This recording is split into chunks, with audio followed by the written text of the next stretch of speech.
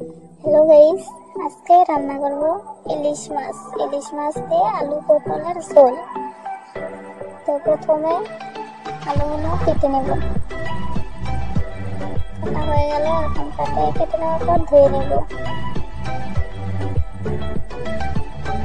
ধোয়ার পরে মাছগুলো কেটে ভালো করে ধুয়ে নেব।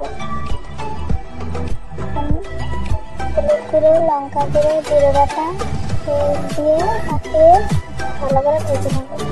এবার সম্বার দিয়ে আলু পটলগুলো দিয়ে দেব। কিছুক্ষণ নাড়াচাড়ার পর তেল দিয়ে দেব। তেল আমি দিয়ে দিয়েছি। মাছগুলো দিয়ে দেব। বাটা মাছগুলো দিয়ে দেওয়া হয়ে গেলে তো আমার রান্না শেষ।